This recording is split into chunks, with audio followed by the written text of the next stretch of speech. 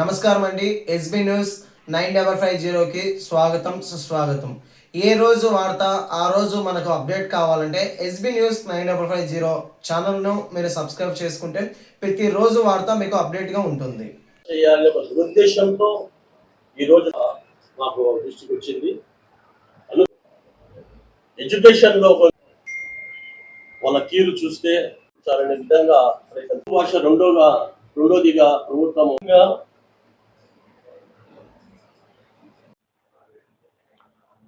రాష్ట్రంలో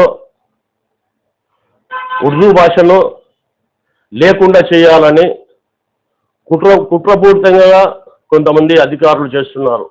దీనికి ముస్లిం సమైక్య వేదిక ఖండిస్తుంది.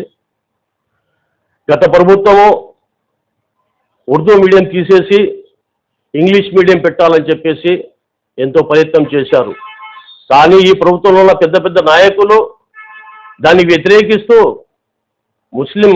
ముస్లింలకు అన్యాయం జరుగుతుందని ఉర్దూ భాష ఉండాలని చెప్పేసి పగడబాలు పొందారు. ప్రజా సంఘాలు చాలామంది పేరెంట్స్ కూడా మాతృభాష ఉర్దూ కనుక ఉర్దూ మీడియం ఉండాలా, దాని తర్వాత హై క్లాస్లో పోతే ముందు తల్లి భాషతోనే కదా ట్రాన్స్ఫర్ అయ్యేది, తల్లి భాషతోనే ఇంగ్లీష్లో పోవాలనే హిందీలో పోవాలనే అర్థమవుతుంది అని చెప్పేసి చాలామంది ఖండిస్తే ఆ ప్రభుత్వము కొనసాగించింది.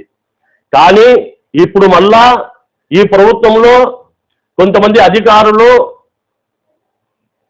పేరెంట్స్ పిలిపించి, అమ్మా మీ పిల్లవాళ్ళకు ఉర్దూ మీడియంలో చదివిస్తే ఉద్యోగాలు రావు, పెద్ద పెద్ద పోస్టులు రావు అని చెప్పేసి ఉర్దూ భాషను కించపరుస్తూ ఆ పేరెంట్స్ దగ్గర ఉర్దూకు నీచంగా చూపిస్తూ ఉర్దూలో మీరు పెట్టవద్దు అని చెప్పేసి ఇంగ్లీష్ పెట్టాలని చెప్పేసి వాళ్ళకు మభ్యపెట్టి ఉర్దూని కించపరుస్తున్నారు. అలాగే కొంతమంది టీచర్లు కూడా దీనికి ప్రభుత్వానికి వ్యతిరేకించలేక వాళ్ళు చెప్పినట్టుగానే నడుచుకుంటున్నారు.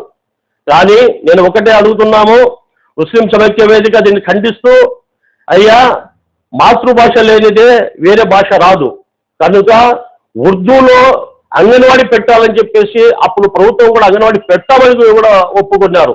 అలాంటిది పోనిచ్చి ఇప్పుడు కొంతమంది రెగ్యులేషన్ పాస్ చేసి ఉన్నత అధికారులు టీచర్లు పంపించేసి అక్కడ కొంచెం సిబ్బంది పంపించేసి ఆ పేరెంట్స్ను ఆ పిల్లవాళ్లను మొబ్బె పెట్టుతూ ఉర్దూ భాషను కించపరుస్తూ ఉర్దూ లేకుండా చేసడానికి ప్రయత్నిస్తున్నారు. దీనికి ముస్లిం సమైక్య వేదిక ఖండిస్తుంది. ఇలానే ఏదో ఉర్దూ భాషకు కించపరుస్తూ వెనక్కి తీసేసేదానికి ప్రయత్నం చేస్తే రాష్ట్రం అంతా ఉద్యమాలకు సిద్ధమై ఈ ప్రభుత్వాన్ని దృష్టికి పోయేంత వరకు కూడా మేము ఉద్యమాలు చేస్తామని చెప్పేసి తప్పకుండా చేయాల్సి వస్తుందని చెప్పేసి కూడా హెచ్చరిస్తున్నాను. అలాగే మన విద్యాశాఖ మంత్రులైన నారా లోకేష్ గారు ఉర్దూ డెవలప్మెంట్ కోసము ఎన్నో ప్రయత్నాలు చేశారు, పుస్తకాలు ప్రింటింగ్ చేశారు.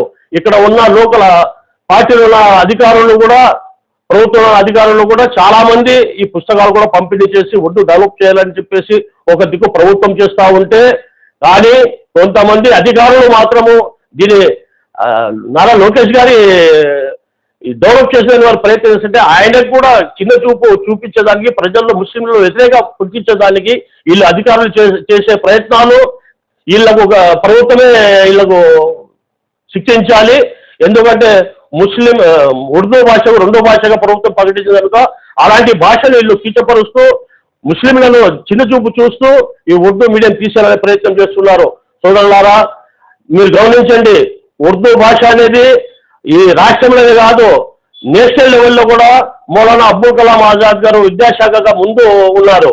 ఆయన కూడా రాష్ట్రం దేశమంతటా కూడా ఉర్దూ భాష దేశంలో అవుతుందని కూడా ఆయన ప్రయత్నం చేశారు. అలాంటి భాషను ఈరోజు లేకుండా చేయడము, చేస్తామని దృష్టి పెట్టడము ఇది కరెక్ట్ కాదు.